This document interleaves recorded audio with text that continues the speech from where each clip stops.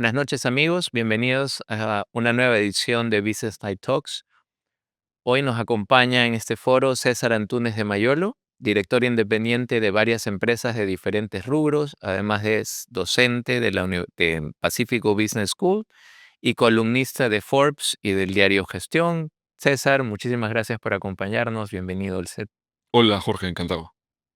Gracias. César, cuéntanos un poquito de ti, ¿no? ¿Cómo fuiste construyendo tu carrera profesional hasta llegar a donde estás hoy?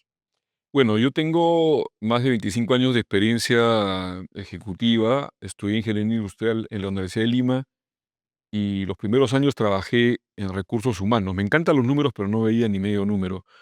Pero sí, esa experiencia me ayudó bastante a entender cómo pensaba gente distinta a uno misma, porque tenía que negociar con sindicatos cuando yo tenía pues 20 y pocos años, ¿no? Y tuve bastante exposición, ¿no? A ese tipo de conversaciones y todo. Y luego estudié una maestría en informática, a part-time en la Católica, aunque nunca trabajé en sistemas directamente, pero yo sabía que en algún momento eso iba a ser importante, ¿no? Yo pensaba, oye, el día que firme cheques quiero saber qué voy a firmar, ¿no? Y, y luego de eso hice un MBA en la Universidad de Piura, en el PAT. En esa época sí tenías que irte a vivir a Piura, fuera de Lima, y regresé a la empresa en la cual estaba, que era Maltería Lima, pero me crearon otro puesto de contralor, pero no era el típico contralor que veía presupuestos, finanzas y todo, sino tenía que ver como una reingeniería dentro de la empresa, proyectos. Y por cosas de la vida caí más en el área comercial, porque en esa época, claro, Maltería Lima es una empresa del grupo Bacus, que tradicionalmente transformaba a gran escala, se va hacia Malta, ¿no? 55.000 toneladas al año, B2B. Pero en ese momento teníamos una iniciativa porque teníamos una línea de cereales de baja calidad a granel, de hojuelas de cebada. Y decidimos lanzar una marca distinta, con un producto mejorado que le hacía la competencia en ese momento a la avena, 50% más barata que la avena era importada, este producto es nacional, y en pruebas ciegas tenía igual preferencia. Entonces teníamos al mejor distribuidor, que era Alicorp, una super agencia también de medios en ese momento, que era Causa, la espalda de Bacus. Sacamos un comercial lindo y todo by the book. eh, Empezamos a despachar el producto y después empezaron las devoluciones, ¿no? No camino. Y luego nos dimos cuenta que había pasado y era que tenemos un comercial lindo que decíamos la cebada, a lo mejor del campo, una familia típica como de clase media. Pero, a ver, primero, explica qué es la cebada, ¿no? ¿Por qué? Porque a nivel nutricional la gente hasta ahora piensa, pues, en quinoa, kiwicha, de repente maca, avena, pero nadie se acuerda ni sabe lo que es cebada, ¿no? Y además, revisando experiencias, consumo humano directo de cebada y en el Perú, Bolivia y por ahí en Egipto, creo, y nada más, ¿no? Se entiende en el uso común que es alimento de ganado. Entonces, explicar qué cosa es la cebada era ser muy complejo. Entonces, despidieron al gerente de marketing, mi jefe me pidió: "Oye, César, hazte cargo tú de este proyecto", y decidimos relanzar el producto, primero con un comercial que no decíamos que éramos cebada, sino: "Esto es Ángel, esto es avena, cuesta tanto, tanto", y fue un éxito, ¿no? Entonces, luego de eso, ingresamos a otro producto, llegamos a tener 30% de share, que son los cornflakes, ¿no? Entonces, esta marca Ángel es conocida por eso, ¿no? Por los cornflakes. Y hasta ese momento el cornflakes venía, pues, en cajas, ¿no? Carísimo. Estaba sobre todo Nestlé y Kellogg, que son empresas transnacionales. Y nosotros sacamos un producto en bolsa, un producto súper accesible que venía desde una presentación individual de 30 centavos por 30 gramos. Y fue un éxito, invertimos en una planta de clase mundial y prácticamente creamos el mercado, ¿no? Más que comernos a la competencia, creamos el mercado, creamos la categoría.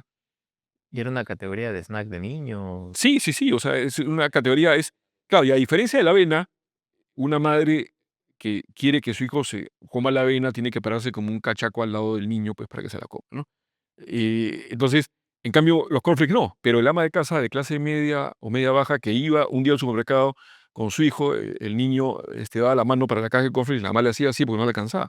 Pero el día que se compraba el producto, el niño se lo acababa, pues, en media hora, pues, porque es como una golosina. Y entonces, creamos un producto súper accesible, con una gran propuesta de valor y desarrollamos la categoría. Pero Bacus hace ya 20 años, un poco más, se deshizo de todas las operaciones que no sean cerveza. Entonces esta empresa la vendió a mi jefe y a otra persona más. Yo le seguí haciendo algunas asesorías y después de 10 años vendieron la empresa y la marca a Alicorp. Esto fue hace 10 años, ¿no? En $107 millones. Entonces, para mí fue una experiencia muy bonita. Yo estaba a cargo de investigación de mercado, estaba a cargo de la parte comercial, veía muchos números. Y luego de eso se me presentó la oportunidad de ingresar a Pandero como gerente central de comercialización. Siempre me han gustado los autos. Ahí he estado 16 años, hasta hace 3 años. Tenía un equipo de casi 600 personas. Una bonita oportunidad porque pudimos crear productos de la nada. Empezamos con 20 marcas, yo lo he dejado en más de 50 marcas. He relacionado muy buenos vínculos, he desarrollado muy buenos vínculos con el sector automotor, que todavía sigo vinculado al sector.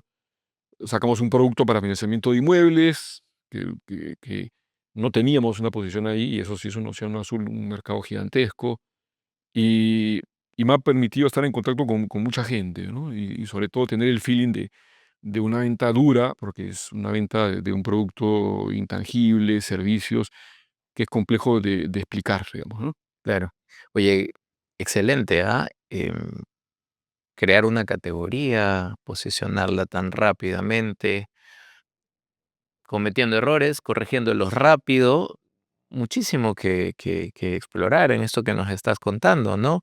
Y sobre todo porque has hecho la carrera en la primera línea, ¿no? Porque si la primera línea no crece, todo lo demás se vuelve intrascendente. ¿Qué consejos nos puedes dar sobre el fortalecimiento de esa primera línea, pues, a través de la ruta del mercado, ¿no? A ver, yo creo que, bueno, primero viene por la propuesta de valor, ¿no? Crear un producto que realmente de alguna manera se diferencie, ¿no?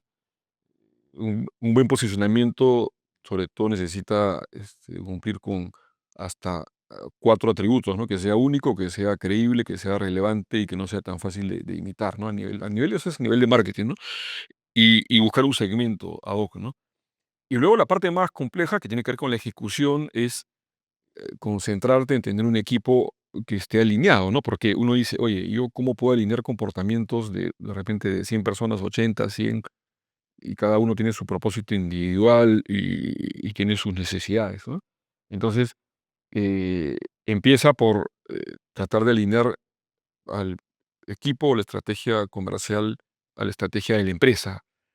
Es complejo, a veces ya ahora lo veo desde mi rol de miembro de directorio. Una de las decisiones más difíciles que toma un directorio es establecer el presupuesto de la empresa, ¿no? Ya a estas alturas, en noviembre, ya que el 80% de las empresas o más en el Perú deben tener presupuestos cerrados el próximo año, pues, ¿no? Entonces, siempre el directorio quiere más, ¿no? Entonces le dices, oye, yo quiero, no sé, pues 10% más, el Perú va a crecer 3% el próximo año, no sé.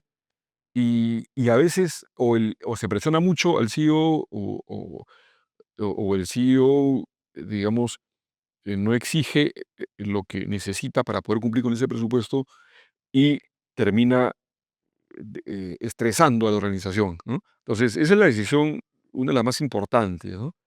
Eh, Porque ahí se cascadea todo, no solamente el equipo comercial, sino todo lo demás, ¿no? Entonces, em, una vez que esté establecido el presupuesto, simplemente es, oye, es un despliegue hacia abajo de qué hacer para que se pueda cumplir, ¿no? O sea, claro, a nivel de marketing y a nivel de equipo. Y uno de los factores relevantes en un equipo comercial radica en el sistema de incentivos, ¿no? O sea, es decir, que puedas tener ciertos premios o cierta zanahoria, en el buen sentido de la palabra, para que la gente esté entusiasmada y esté alineada, ¿no? De acuerdo. Y hagamos una pausa ahí. Disculpa la interrupción, pero me encantó eso que dijiste, que como una vez que está establecida la propuesta de valor y se establece una estrategia, es cómo se va a alinear esa ejecución a un montón de personas que hacen parte del equipo, ¿no? Entonces, ¿cómo se hace?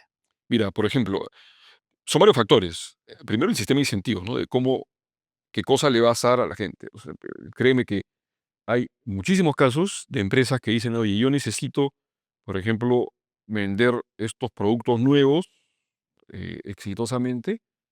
eh, ya tengo productos posicionados, pero estoy sacando una línea nueva. pero no discriminan y no deciden pagarle algo más al vendedor por ese producto nuevo, ¿no? Entonces son cositas, ya después que ha pasado un año se dan cuenta, ¿no? Mira, hay que ajustar alguito, ¿no? Entonces eso, primero pensar bien el sistema de incentivos y no pagar por todo, pero pagar por lo que realmente te mueva la aguja. O quieres cobertura, paga también por cobertura, ¿no? Por ejemplo. Ya, segundo, hacia el perfil, ¿no? Entonces, y para eso hay que apoyar bastante desde la mesa del directorio, es que hacer el mejor esfuerzo porque la empresa pueda tener el mejor equipo como sea posible. Esto no solamente va hacia el frente comercial, pues, ¿no? Claro, uno se compara con empresas del mismo tamaño, del mismo sector, más o menos, en nivel de empleados o en nivel de facturación, ¿no? Y entonces, claro, esto tiene que ver con temas de sistema de incentivos, sueldos, pero también de perfiles, ¿no? De, oye, ¿qué perfil es el que necesito? Y para eso, claro, hay que usar algo de ciencia, sobre todo si tienes un equipo más o menos numeroso, lo que suele ser práctico es que te vayas donde los top performers, que son los que venden más o mejor, y a ellos les tomas una prueba de perfiles, que es energía, asertividad, orientación al logro, independencia, y luego tratas de clonarlos. Es decir, cuando vayas a hacer reclutamiento, les tomas esa misma prueba a gente que quieres contratar y tratas de que se parezca más o menos, ¿no? En esos estilos. Ahora, este perfil es ad hoc a la empresa y a la industria, ¿no? Porque algunas industrias necesitan vendedores o canales que necesitan vendedores con más energía. Te explico, por ejemplo, en fondos colectivos, tú necesitas en los centros comerciales, si tú vas a a cualquier centro comercial, en casi todos hay stands de fondos colectivos, ¿no? Pandero, Maquimás, Autoplan, son caros, ¿no? O sea, tú puedes estar pagando entre, no sé, pues 15,000 y hasta 30 y pico mil dólares al mes, ¿no? Por uno de esos puestos para poner autos. Y tratan de interceptar literalmente a gente que pasa. Entonces ahí tú necesitas una persona con altísima energía, ¿ya? Y entonces, si tú pones a un vendedor en otro canal que es, por ejemplo, un dealer, que es una tienda de autos, que yo he cometido también ese error, ¿no? De tratar de buscar a gente que tenga altísima energía, ¿no? ¿Ya? Entonces, ¿qué pasa? Como tú estás en este segundo canal como un invitado, porque no es tu piso, es un piso de una marca, ¿no? Un dealer, un concesionario, tú eres un invitado, ¿no? Entonces, cuando pone gente con demasiada energía, quiere atrasar al vendedor del piso que quiere vender el carro al toque y tú le quieres vender fondo colectivo, ¿no? Me ha pasado.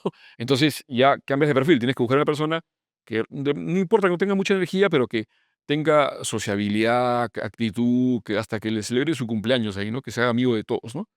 Entonces, por eso depende bastante del canal, ¿no?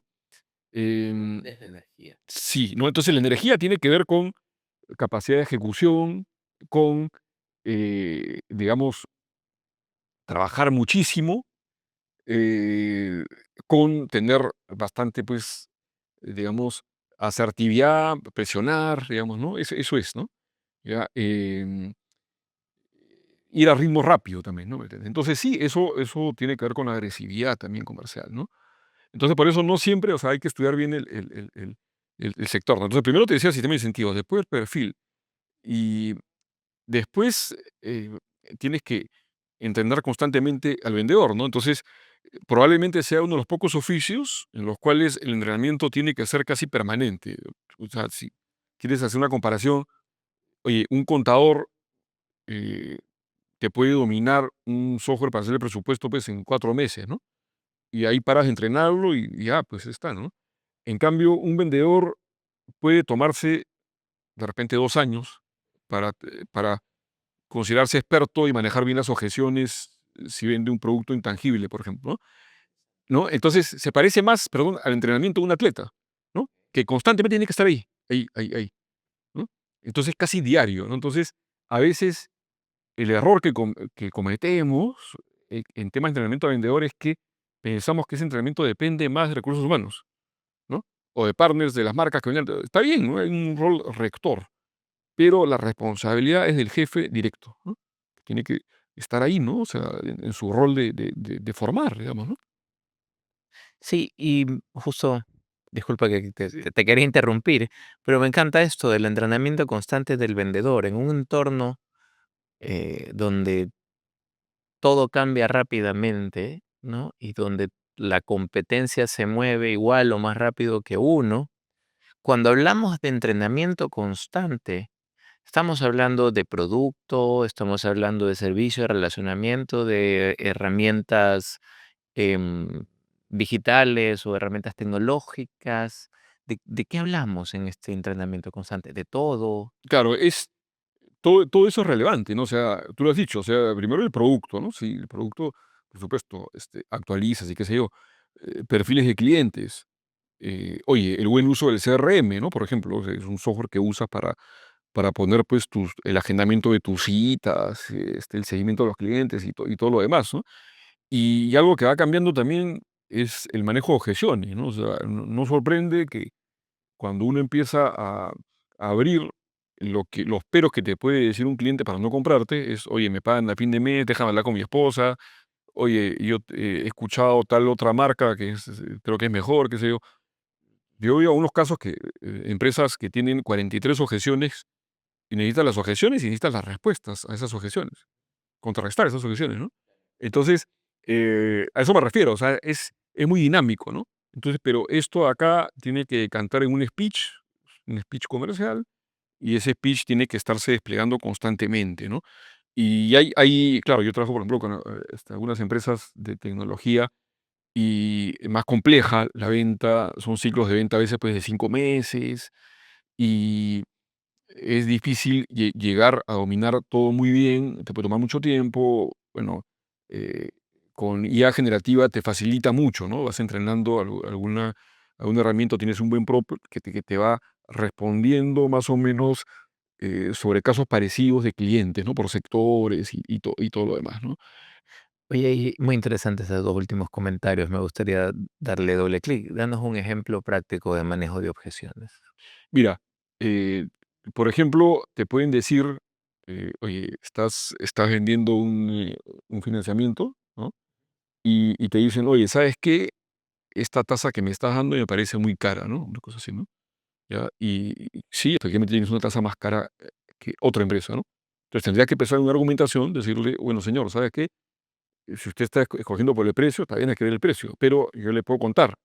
Yo tengo una serie de razones que mi empresa tiene más respaldo, tiene esto, sin hablar más de la competencia, digamos, ¿no? Claro. Sí, sí, sí.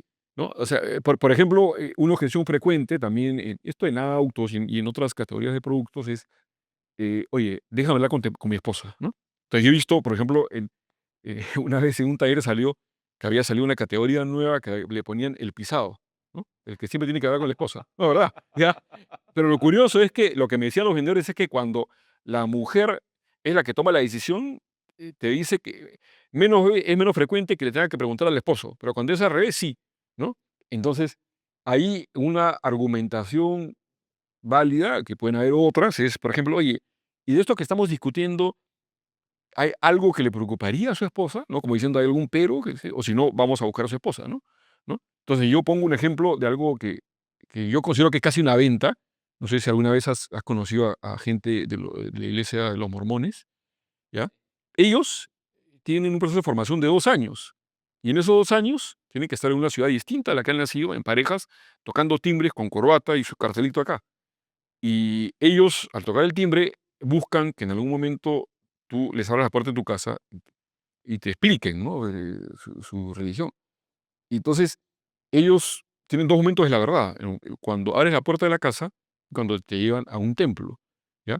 Entonces, en algún momento te dicen, por ejemplo, oye, si vas al templo es que ya estás considerando cambiarte, ¿no? Entonces, tú le dices: "Oye, sí, pues yo tengo una abuelita que es de rosario diario y si yo me cambio de religión, le da, pues, un síncope", ¿no? ¿Y sabes qué te dicen? Vamos a buscar a tu abuelita, ¿no? ¿Ya? ¿Me entiendes, no? Entonces, como que han pensado en todo, ¿no? ¿Me entiendes, no? Ya, y alguna vez te cuento esto, ¿por qué, no? Porque es un proceso para mí de formación esos 2 años. Es una oportunidad en Pandero he tenido, un equipo grande que entre ellos se pasaban la voz, ¿no? De mormones, y no despiden a nadie, o sea, le dan una meta, ¿no? Es por pareja 2 conversiones al mes, ¿ya? Entonces, yo una vez les pregunté: "Oye, ¿y si en 6 meses no llegas a tu meta, te botan, no?". Dice: "No, todo es hacia yo interior, coaching, acompañamiento", ¿no? Entonces, en alguna oportunidad yo le pregunté a uno de los gerentes de mi equipo que tenía un número importante de mormones, le digo: "Oye, ¿cuántos mormones tienes?". "No sé, unos 12 de un equipo de 100". Le digo: "Oye, ¿qué? un favor, hazme un análisis, mormón versus no mormón con la misma antigüedad.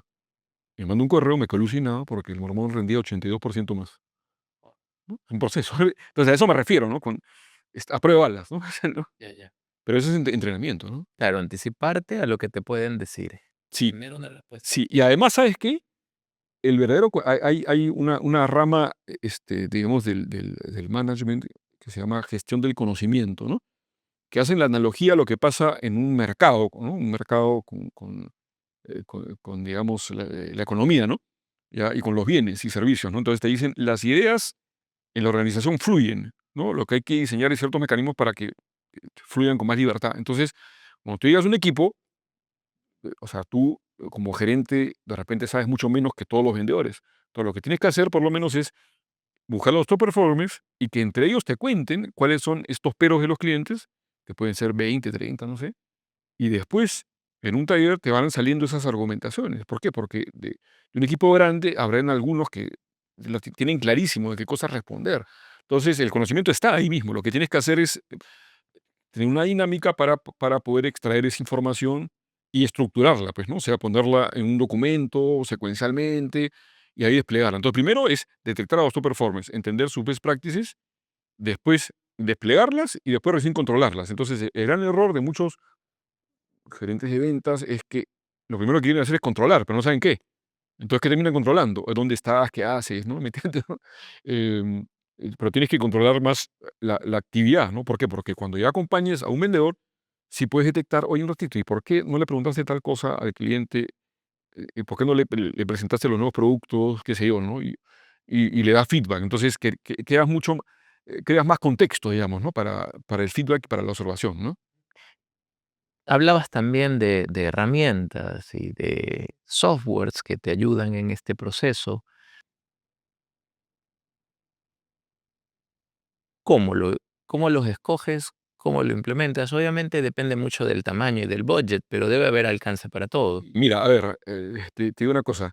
Normalmente, que esto son estadísticas, ¿no? Del 100% del tiempo de un vendedor laborable, solamente 35% de ese tiempo lo pasa frente a clientes, ¿no?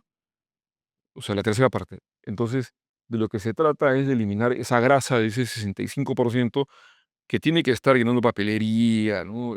Transportándose, lo que sea, ¿no? Entonces, lo que ayudan estos software, primero hay que entender el problema del vendedor, que es, oye, ¿qué necesitas? Necesitas llamar a más clientes, mandarle mensaje de WhatsApp, tener más citas y cerrar ventas, pues, ¿no? Entonces, eso lo estructuras y lo pones en un sistema. Esto es un sistema CRM, ¿no? Que hay varios, ¿no? Y ya te vienen con mucho más herramientas de integración, ¿no? Pero, por ejemplo, lo último que he visto es que, por ejemplo, que esto pasa tanto en el sector automotor y también en el sector inmobiliario, porque yo estoy en ambos. Y cuando tú llenas un formulario y tú esperas que te llamen, estás buscando un auto, una casa, a veces en muchas empresas, desde que tú le pones enter, porque tú pones tu nombre, celular y DNI, porque el DNI ven tu scoring crediticio, ¿no? Te pueden pasar horas hasta que te llamen, ¿no? Entonces tú has escrito 11 de la mañana, te llaman a las 6 de la tarde, tú estás en otra, ¿no? Ya, entonces, hay herramientas, por ejemplo, para que tú lo que hagas es que al cliente lo llame el vendedor en 6 segundos, ¿no? Entonces, oye, si tú pasas de horas a 6 segundos, ya es difícil que no vendas más, solamente cambiando esa variable. Entonces, esas herramientas, te digo, es tecnología hace 10 años, ¿no? Que se llama Click to Call. Entonces, simplemente es organizar al vendedor de distinta manera, le creas turnos, haces que la llamada salga en automático, que la haga la máquina, no el vendedor, pero se le enlazas, ¿no? Entonces, son herramientas que te ayudan a facilitar, ¿no? O sea, todo el mundo quiere vender más, ¿no? Entonces, lo que haces es que con la tecnología y con cierta reorganización del equipo de ventas, ayudas a que el vendedor tenga más exposición a conversaciones con clientes, interacciones, ¿no? Ahora, hay muchas otras integraciones ya de estos sistemas que también te ayudan a mandar mensaje de WhatsApp. Y aquí el arte está en que el cliente crea que es una persona quien te está mandando el mensaje, ¿no? Bien, Y en verdad es un bot, es una máquina, qué sé yo, ¿no me claro. entiendes? Oye, y para aquellas fuerzas de ventas que están posicionadas, que están en empresas líderes, ¿no? Que han estado en el cargo por años, eh, ¿qué herramientas de gestión del cambio o cómo se hace ¿cómo recomendarías hacer ese cambio para que incorporen todo este tipo de nuevas formas de venta a su día a día? Mira, em, por ejemplo, cuando tú implementas un ERP, un CRM o cualquier tecnología, suele haber una resistencia, ¿no? Porque la gente dice: "Oye, yo sigo haciendo lo mismo, no me da mal", y qué sé yo, ¿no? Entonces, ahí lo que se trata primero es de que la primera línea de supervisión sea la responsable de la gestión de cambio. ¿Por qué? Porque ¿qué suele pasar? Que esto no solamente va hacia temas tecnológicos, sino también cuando cambia el sistema de incentivos o lanzas un producto. Viene un gerentazo, reúne a la fuerza de ventas, le dan un café, sanguchitos, un PPT, y dice: "Señores, vamos a hacer esto, ta, ta, ta, ta, ta". Contratas a un motivador que digamos, los haga, pues, que se rían un rato, y de ahí ya a vender. Pero esa motivación les dura, pues, lo que te dura, pues, un viaje en taxi. Y Y de ahí la gente, la peor respuesta que puede haber, Jorge, es cuando un vendedor le pregunta a su jefe: "Oye, ¿y por qué tengo que hacer esto que caracho, es más chamba, no?". "Ah, pues mira, yo estoy contigo, pero ¿qué quieres que te diga? Aquí el gerente es el que ha dicho, ¿no? Donde manda el capitán no manda marinero". Ahora, es una manera de alinear, sí, el ejército funciona así, ¿no? Pero no es la mejor, ¿no? Porque no está convencido. Entonces, yo prefiero encargarle el cambio y la comunicación a ese jefe que dice eso. Entonces, ¿qué haces? Tú haces que esta presentación la haga todo el equipo de supervisores, que ellos sean los que hagan su PPT, su videito, lo que sea, y que comuniquen. Entonces ahí tú necesitas un speech común, una historia que contar que englobe pues 4 o 5 aspectos. O sea, primero, al vendedor, porque nadie, así es, a no ser que esté mal de la cabeza, va a hacer algo que le vaya a hacer daño, ¿no? O sea, decir, y yo como vendedor, si tú me estás pidiendo que use esta herramienta y no me conviene, tendría que estar loco por usarla. Entonces, oye, esto te va a hacer vender más, por ejemplo, ¿no? Porque si tú te organizas, está demostrado que vas a vender más. Vas a perder menos oportunidades, ¿no? Por ejemplo, ¿no? Ya. Segundo, de alguna manera, esto debería ayudar al cliente. Si tú vendes un producto en el cual crees que tiene más valor que el del cliente, oye, ¿no es una buena noticia que tenga más clientes? Para ellos sí, ok. Ya. Tercero, a la empresa, que esto no hay que ocultarlo, ¿no? Porque a no ser que te seas pues, un petardista social, cualquiera quiere que a su empresa le vaya mejor, ¿no? Entonces, oye, es al vendedor, al cliente, a la empresa. Cuarto, al trabajo en equipo también. Y quinto, a veces en esta historia puede englobarse la sociedad, el medio ambiente, ¿no? Dependiendo de lo que venda, ¿no? La comunidad, ¿no? Entonces, ¿por qué? Porque a todo el mundo no le importa lo mismo en la misma medida, ¿no? Hay gente que es más egoísta, hay más gente que es más pro empresa, hay gente que es más pro cliente, ¿no? Entonces, hay gente que le gusta más el trabajo en equipo. Entonces, tienes que llegar a todas esas vibras. Y por otro lado, también en cuestión del cambio hay mecanismos de refuerzo, ¿no? O sea, por ejemplo, si vas a sacar un CRM el 1 de diciembre, lo peor que puede pasar es que el 15 de diciembre empieces a preguntar a ver quién lo usa, qué sé yo, lo que sé. ¿Por qué? Porque ¿qué va a pasar? Va a decir, oye, mira, ¿sabes qué? Se cayó. Mentira, se cayó media hora, pero te dicen, no, no funciona. He mandado tickets al sistema, ¿no? Y ahí tú te ibas al pendiente, porque tienes que ir al sistema para que lo arregle, ¿no? Ya, entonces, tienes que estar todo el tiempo ahí. El primer día, segundo día, felicitando. Miren, tenemos 20 vendedores, 10 lo están usando, estrellita, ta, ok, ¿no? Y ver comunicación, mecanismos de refuerzo y el tema de tecnología, ¿no? O sea, que no, digamos, se atraque nada, ¿no? Porque lo peor que puede pasar es que sales y te llenas de errores, ¿no? Y la gente no cree, pues entonces tienes que asegurarte mucho que todo funcione como un reloj y que el líder de más nivel esté involucrado en el detalle, felicitando eh, y preguntando, digamos, ¿no? Indagando, ¿no? Entonces, esa es una de las maneras, pues, de asegurarte de que el cambio funcione de alguna manera, ¿me entiendes, no? Muy bueno, muy interesante. Entrevistando, digamos, a algunos que le han hecho bien, ¿no? Entrevistas, a la gente le gusta, pues, contar sus historias, ¿no? ¿Y qué tanta transferencia de conocimiento hay cuando entrevistas a los top performers? Mira, algunos suelen, digamos, eh, no querer compartir, ¿no? Ya por celos o qué sé yo. Pero cuando una vez que ven que otros están compartiendo, se incentivan, ¿no?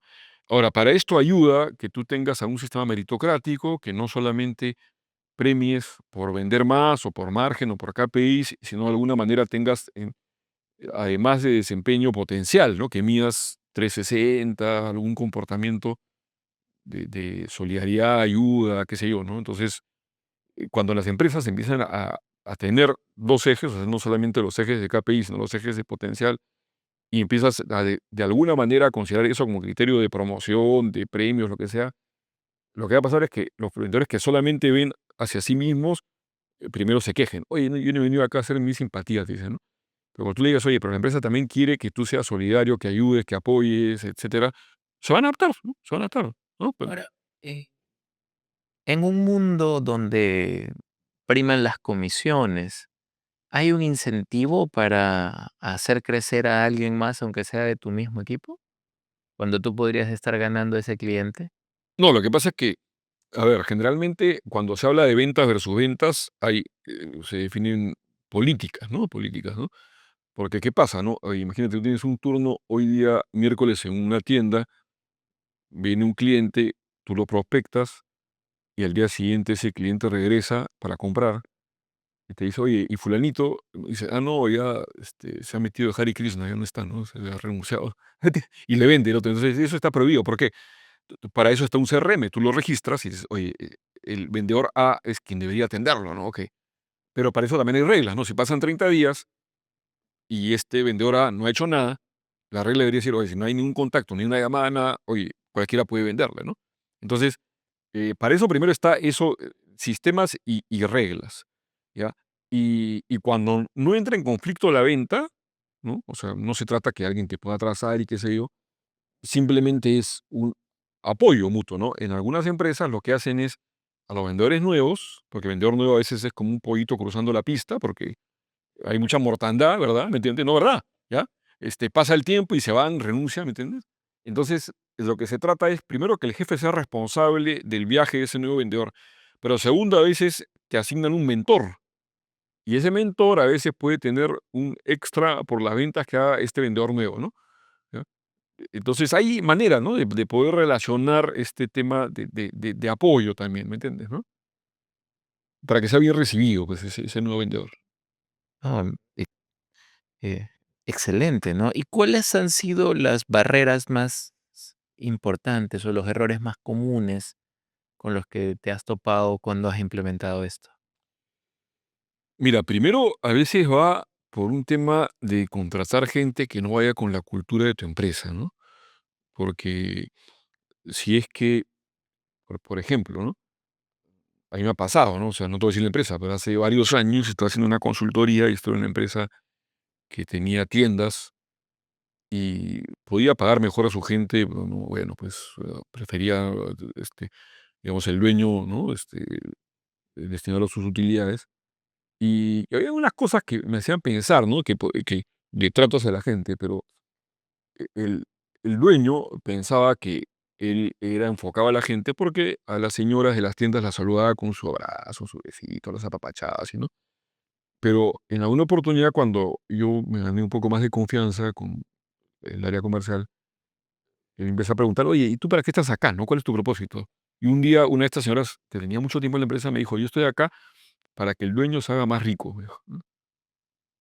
Entonces yo pensaba, qué triste, ¿no? O sea, me lo dijo espontáneamente, sin fastidio, o sea, le salió, ¿no? Es así, ¿ya? Entonces yo dije, qué feo, ¿no? O sea, que tu propósito sea ese, ¿no? ¿Me entiendes, no? Entonces, en algunos casos o sea, es eso, ¿no? Hay culturas en organizaciones que lo que no buscan es retribuir a la gente, o la gente, como cualquiera de nosotros, quiere comprarse una mejor casa, quiere que sus hijos estén en mejor colegio, quiere comprarse mejor ropa, todo el mundo quiere que sus hijos sean mejores que uno mismo, ¿me entiendes? Entonces, eso es lo que a veces no entiende, ¿no? ¿Me entiendes? ¿No? En algunas empresas. Y segundo, cuando sí tienes una empresa que propicia el buen trato, el trabajo en equipo, la equidad, que me ha pasado que contratas a alguien que no comparte esa cultura y que viene a tratar a la gente mal, ¿no? Por más que tenga sistemas que premien o que castiguen el no tratar bien, este, me ha pasado, ¿no? Con alguna persona en cargo gerencial que fue justo una mujer y que yo ya recibía quejas de que trataba mal, ¿no? Entonces ya después de un tiempo tuvimos que vincularla simplemente. De repente en otra empresa hubiera encajado muy bien, pero digamos en la empresa en la que estaba no encajaba con la cultura. Entonces es eso, ¿no? Ser muy cuidadoso al contratar por temas de cultura, ¿me entiendes? ¿No? Ya.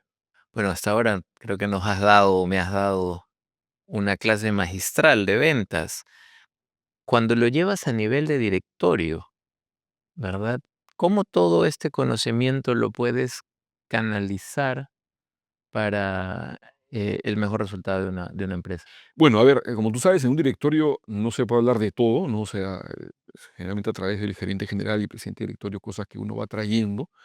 Pero sí, lo primero que hago cuando entro en una empresa que recién empiezo a conocer, en un directorio, bueno, trato de conocer al gerente comercial, ¿no? Y trato de que me cuente sus problemas, trato de ver oye, en qué manera puedo ayudar al gerente general, ¿no? En eso que necesite el equipo comercial.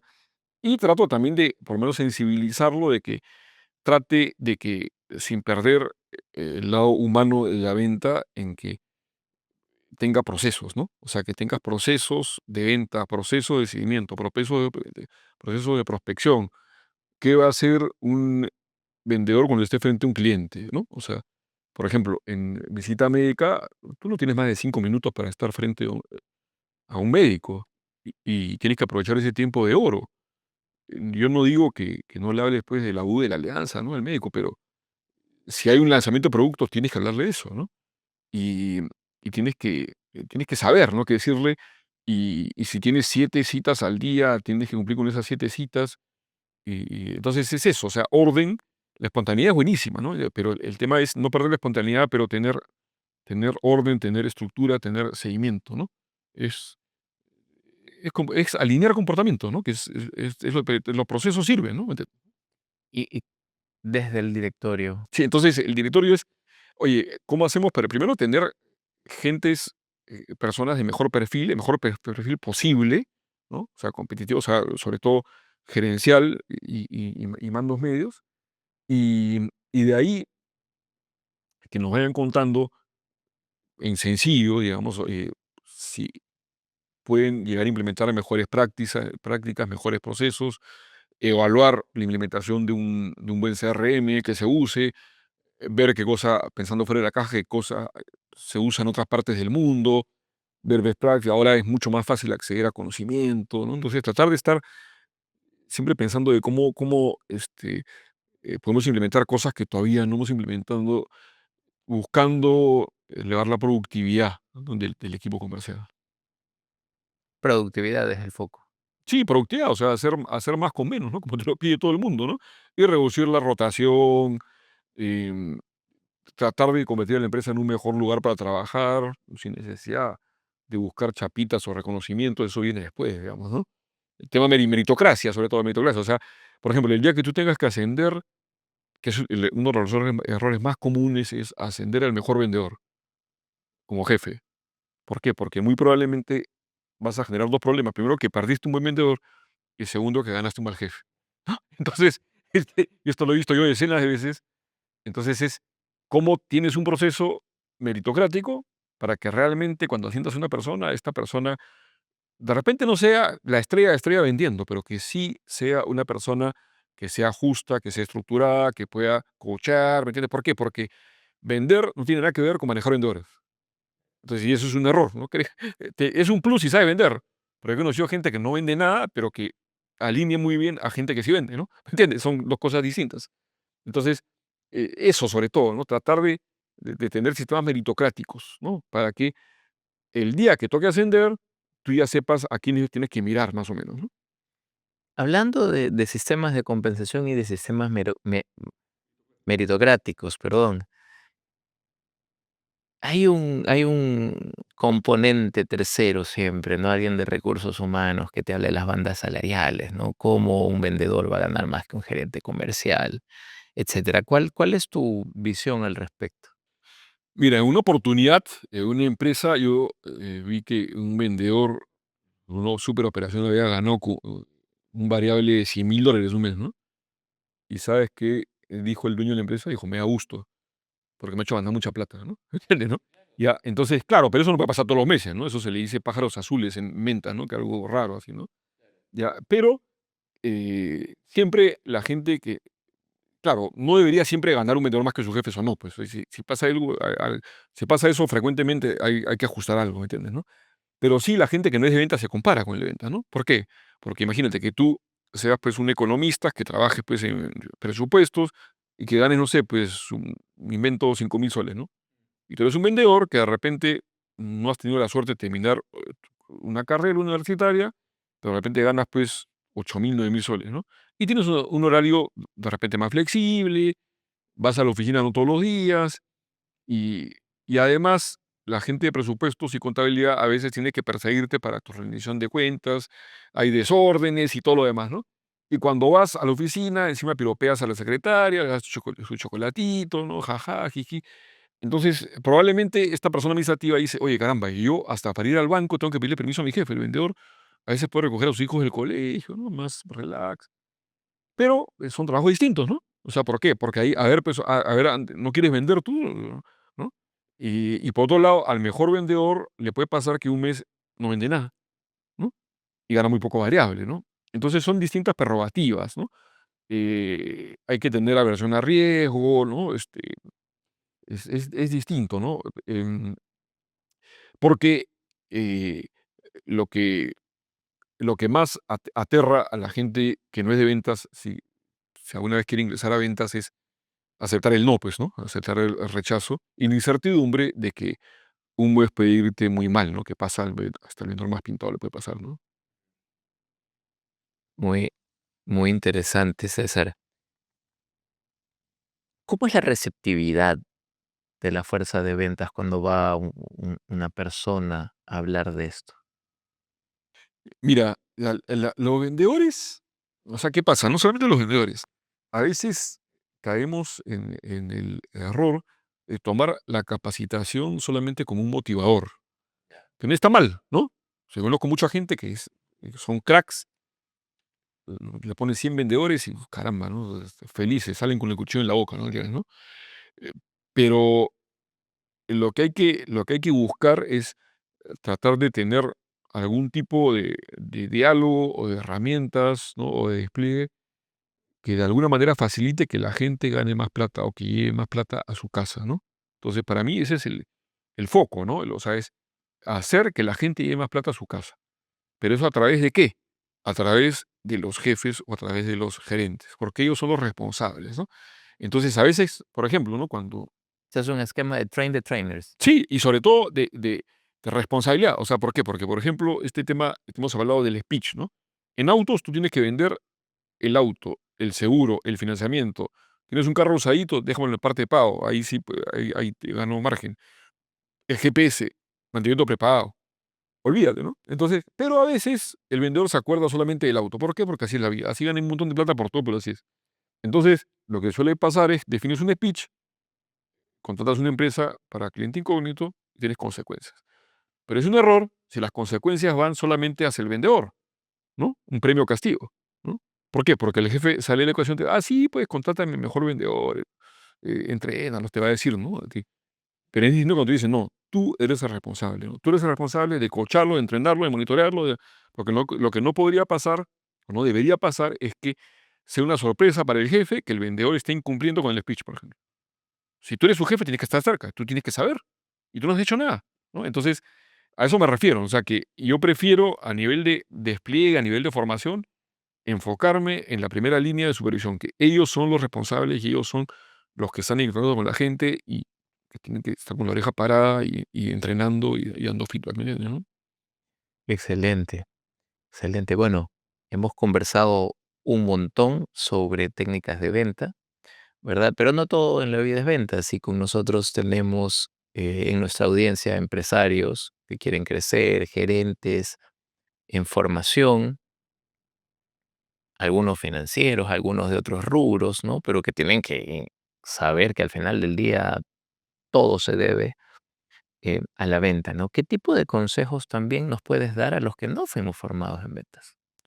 Bueno, primero, el no perder el miedo al no, ¿no? Algo te contaba este ejemplo de los mormones. Hay un chino, Jia Ying, ¿no? Que él emigró de la China a Estados Unidos en la época de Lehman Brothers, año 2009, acabó su maestría y no tenía trabajo. Y lo que dijo fue, creo que para ser exitoso en la vida tengo que aprender a aceptar el rechazo. Y decidió filmar 100 rechazos, o sea, que los rechacen 100 veces. Entonces, por ejemplo, le pedía plata a un policía en la calle ¿no?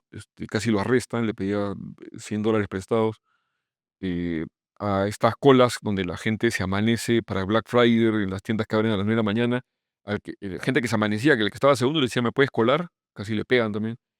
Ya, y así, ¿no? Entonces, todo lo filmaba. Pero hasta que en un momento, por ejemplo, decidió tocar la puerta de una casa en la que nunca había estado. Sale un señor y le dice: "Yo quiero jugar", estaba vestido corto el chino, le dice: "Quiero jugar soccer en tu jardín adentro, ¿puedo?". El señor lo mira y dice: "Ya, pues pasa", ¿no? Entonces, es eso, ¿no? O sea, tratar de hay gente que hasta que se pone una cuota de rechazo, ¿no? Entonces, entender que el rechazo es una parte natural de eso. ¿Por qué? Porque para buscar trabajo hay que pedir citas, hay que hacer networking, hay que estar ahí, ¿no? Ya, entonces, como te dicen en los sitios de placement, buscar trabajo es un trabajo, digamos, ¿no? Entonces, sobre todo eso, ¿no? No, porque hay gente que a veces me pregunta, oye, creo que todo el tiempo tenemos que vender. Sí, o sea, cualquier sea tu rol, una idea, lo que sea, entonces, no tener miedo a eso, ¿no me entiendes? Porque a veces, por supuesto que la inteligencia es importante, pero a veces hasta cierto nivel es más relevante y después ya no sirve para nada, ¿no? O sea, es más el tema de las relaciones, ¿no? El, el, eh, el saber, sobre todo, expresarte y vender ideas, ¿no? Excelente. Bueno, César, en las conversaciones tan interesantes como las que estamos teniendo contigo, siempre el tiempo se vuelve el enemigo, ¿no? Estamos ya bastante cerca al límite y me gustaría que te sigas dirigiendo a la audiencia, dándole algunas recomendaciones finales para este entorno tan competitivo que estamos viviendo prácticamente en todos los sectores, ¿no? A ver, yo creo que si uno empieza a buscar, oye, ¿qué empresa yo admiro? ¿No? Uno dice, admiro pues, a Apple, Google, ¿no? No sé, una empresa de clase mundial, ¿no? Yo creo que las empresas más admiradas del mundo tienen sobre todo dos requisitos. Primero, buen flujo de caja, porque tienen que ser súper rentables. Y segundo, que son justas. Esto segundo es más difícil, ¿no? Entonces, tener eso claro, ¿no? Tener personas que tomen decisiones justas, ¿no? Porque las empresas no existen las personas, ¿no? Y en esa línea, por lo menos para ponerle 11 de nota como líder a un jefe, lo mínimo que le pido es que sea justo, ¿no? En sus decisiones, ¿no? Entonces, si uno se pone a pensar, oye, admiro a tal gerentazo, oye, ¿y ha sido justo en sus decisiones o no? Si no, podrá ser súper bueno ejecutivo, estratega, pero de repente no líder, ¿no? Increíble, ¿ah? Tomar decisiones justas. Hacer, sin perder el lado humano, que las personas incorporen procesos de venta que nos permiten ser, obviamente, al final más productivos y ganar más dinero, ¿no? Que es lo que todos buscamos. César, muchísimas gracias por tu tiempo. Ha sido espectacular esta conversación. Espero tenerte pronto de nuevo por aquí. Encantado, Jorge, muchas gracias.